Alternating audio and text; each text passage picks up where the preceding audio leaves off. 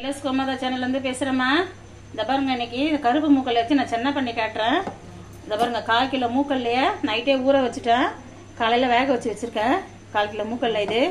இந்த பாருங்க, அதுக்கு தேவையான வெங்காயம், பெரிய மீடியம் சைஸ் வெங்காயம் 2 வெங்காயம், 2 தக்காளி கட் பண்ணி வச்சிருக்கேன். கொஞ்சம் தேங்காய், இஞ்சி ஒரு 2 துண்டு, பூண்டு ஒரு முழு பூண்டு உரிச்சு வச்சிருக்கேன், பச்சை மிளகாய் ஒரு 3 பச்சை மிளகாய், கருவேப்பிலை, கொத்தமல்லி, கருவேப்பிலை. இந்த பாருங்க, 1/2 ஸ்பூன் மிளகு, 1/2 ஸ்பூன் சீரகம், 1/2 ஸ்பூன் சோம்பு வச்சிருக்கேன். நான் எப்படி செய்யறேன்றத காட்டுறேன் பாருங்க.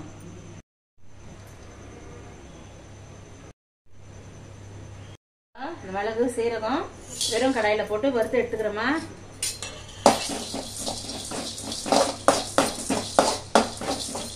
இதை நீங்க கூட கொஞ்சம் பொடி பண்ணி வச்சுக்கிட்டீங்கன்னா மட்டன், சிக்கன் எல்லாத்தையுமே போடலாம். இது பாருமா, இந்த நேரத்துக்கு அது ரொம்ப வறுத்துறாதீங்க, நல்லா தீஞ்சு வாட வந்துடும். இந்த பாருங்க, இந்த மாதிரி வறுத்து படப்படன்னு பொரியிற டைம்ல எடுத்துருங்க. பாருமா, கொஞ்சம் எண்ணெய் விட்டு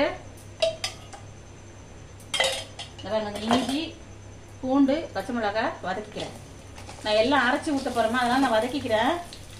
நீங்க வந்து தாளிக்கு சொல்ல வேணும்னா கூட நீங்க போட்டுக்கலாம். வதக்கி அரைச்சோம்னா ரொம்ப நல்லா இருக்கும், எல்லாம் ஒன்னா சேர்ந்து அரைஞ்சிடும். பாருங்க, அதை வதக்கிறேன். வதக்கி எடுத்துட்டு வெங்காயம் தக்காளி எதுலேயே போட்டு வெங்காயம் தக்காளி வதக்கணும். இது எடுத்துட்டு தான் வெங்காயம் தக்காளி போடணுமா. அரைக்க சொல்ல நான் எப்படி அரைக்கிறத காட்ட பாருங்க.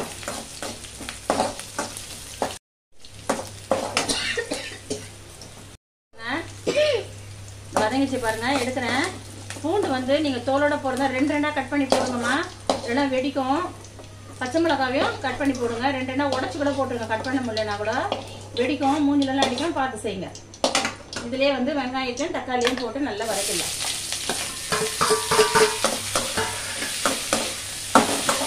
இது வதங்கிறதுக்கு 2 கிலோ உப்பு போடுறேன். வெங்காயம் தக்காளி சீக்கிரம் வதங்கிறதுக்காக போடுறேன்.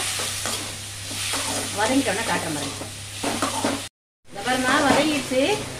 நான் எடுத்துடுறேன், ஆஃப் பண்ணிடுறேன். நான் எப்படி அரைக்கணுன்றதை காட்டுற பாருங்க. உங்களுக்கு ஆற வச்சு தான் அரைக்கணும், நல்லா ஆற வச்சு தான் அரைக்கணும். மிக்சியில் அப்படியே போட்டுறாதீங்க, ஆற வச்சு தான் அரைக்கணும். கொஞ்சம் ஆறட்டும், நான் அரைக்க சொல்லி எப்படி அரைக்கிறேன்றதை பாருங்க. பாருமா, இந்த கொஞ்சம் தேங்காய் ரொம்ப தேவைப்படாத மாதிரி கொஞ்சம் இருந்தா போதும்.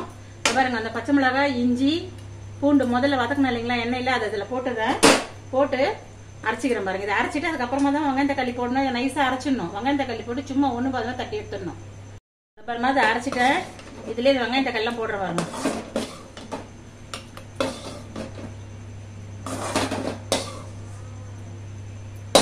கொஞ்சம் இதுலயே போட்டுக்கிறேன். 1 பாதிமா அரைக்கணுமா, ரொம்ப நைஸா அரைச்சிடாதீங்க, நல்லா இருக்காது. கொஞ்சம் திப்பியா அரைச்சி எடுக்கணும். அரைச்சுன்னு வந்து பாருங்க, ரொம்ப நைஸா இல்லாம கொஞ்சம் திப்பியா அரைச்சி எடுத்துக்கணும். கொஞ்சம் எண்ணெய் தாளிக்கிறதுக்கு மட்டும் ஊத்தினா போறோமா. எண்ணெய் நான் வதக்கத்துக்கு கொஞ்சம் ஊத்திருக்கேன், அதனால தாளிக்கிறதுக்கு மட்டும் ஊத்துங்க. நான் வெறும் சோம்பு, கருவேப்பிலை தான் போட்டு தாளிக்கிறேன். உங்களுக்கு வேணும்னா நீங்க பட்டை லவங்க வாசனை பிடிக்கணும், நீங்க போட்டுக்கோங்க. பட்டை லவங்க வாசனை வேணும்னா நீங்க போட்டுக்கலாம். நீங்க வந்து பாருங்க, அந்த வறுத்ததையே நான் பொடி பண்ணி வச்சிருக்கேன் பாருங்க.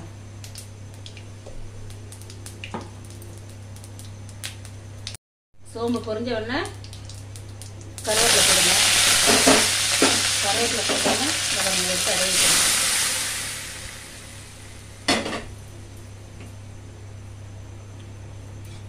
ஊத்திட்டு இதுல நான் டிஸ்பிளேல மிளகாத்தூள் வைக்கலமா. பச்சை மிளகாய், மிளகு காரம் இருக்குது. இதை பாருங்க, ஒரு 1 ஸ்பூன் மிளகாத்தூள் போடுறேன். நான் 1 ஸ்பூன் போடுறேன். கொஞ்சம் மஞ்சள் பொடிமா,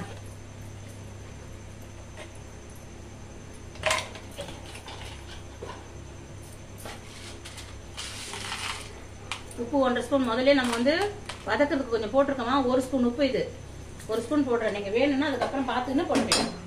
இது போட்டுட்டு அந்த பச்சை வாசனை இந்த மிளகாத்தூள் வாசனை போற அளவு கொஞ்சம் கொதிக்கிட்டோமா, அப்புறமா இதெல்லாம் ஊற்றலாம். மசாலா எல்லாம் இந்த பாருங்க, இதுல ரொம்ப தண்ணி ஊற்றிடாதீங்க. அதுக்கப்புறம் நம்ம ஊற்றிக்கலாம். இந்த அளவு ஊற்றிட்டு மிளகாத்தூள் வாசனை போற அளவுக்கு கொதிக்கிட்டோம்.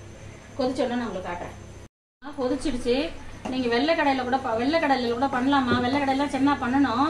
இது கொஞ்சம் டேஸ்டா இருக்கு, அதெல்லாம் நான் இந்த கடையில பண்றேன். நீங்க வேணா வெள்ளை கடையில கூட நீங்க ஊற வச்சுக்கோங்க. அதை அரைச்சது நான் இந்த டைம்ல மிளகாத்தூள் வாசனை போயிடுச்சு. நான் இப்ப ஊத்துறேன். நீங்க வேணா முந்திரி கூட கொஞ்சம் வேணா அரைச்சு ஊத்திக்கலாமா. தேவைப்பட்டா நீங்க 2-4 முந்திரி போட்டு கூட நீங்க வதக்கிறதுலேயே கூட போட்டுட்டீங்கன்னா முந்திரி போட்டுக்கலாம். மிக்சியை கழுவி ஊற்றிட்டு உப்பு காரம் இப்போ பார்த்துக்கோங்க. உங்களுக்கு உப்பு தேவைப்பட்டா இப்போ போட்டுங்க. ஏன்னா ஒரு சில உப்பு கறிக்கும், உப்பு கம்மியாகவே போடுங்க. வேணும்னா கூட நீங்கள் போடுங்க. ஏன்னா சென்னாலாம் உப்பு தாங்காது. இப்போ மூக்கடலாம் பார்த்துன்னு போட்டுக்கோங்க. கழுவி ஊற்றிட்டேன். கொதிச்சுன்னா கொஞ்சம் திக்காயிரமா இருங்க. வாயில் உப்பு கரெக்டாக இருக்குமா? நான் போட வேண்டாம். இந்த பாருங்க, அந்த பொடி வந்து மிளகு சீரகம் சோம்பு அரைச்சேன் இல்லைங்களா, அந்த பொடி இப்பயே போட்டுடலாம். அந்த கொதிச்சதுன்னா நல்லா அந்த சன்னா மசாலா வாசனை வர பாருங்க. போட்டுட்டு நல்லா கொதிக்கிட்டோம். கொத்தமல்லி போட்டு இறக்கிடலாம். இந்த பொடி போட்டால் அந்த சென்னை வாசனை நல்லா வருமா? அதே கடையில் வைக்கிற மசாலா விட ரொம்ப நல்லா இருக்கும். பாருங்க, செஞ்சு சாப்பிட்டு பாருங்க. 4-5 பேர் தாராளமாக சாப்பிடலாமா வைக்கிற குருமா. உங்களுக்கு இன்னும் திக்னஸ் வேணும்னா கூட கொஞ்சம் வெங்காயம் தக்காளி கூட நீங்க அரைச்சி ஊத்திக்கலாமா. பாருங்க, கொதிச்சு வச்சு பாருங்க. அவ்வளோதான், கொதிச்சு வச்சு பாருங்க. நல்லா கலரிட்டு இறக்கணும். பாருங்க, கொத்தமல்லி போட்டுட்டு ஆஃப் பண்ணிடுங்க. சப்பாத்தி, சென்னா தோசை, சப்பாத்தி, பூரி எல்லாத்துக்கும் ரொம்ப சூப்பராக இருக்குமா இது. பரோட்டா செஞ்சு சாப்பிட்டு பாருங்க எப்படி இருக்குதுன்னுட்டு. சென்னா ரெடி ஆயிடுச்சு, செஞ்சு பாருங்க.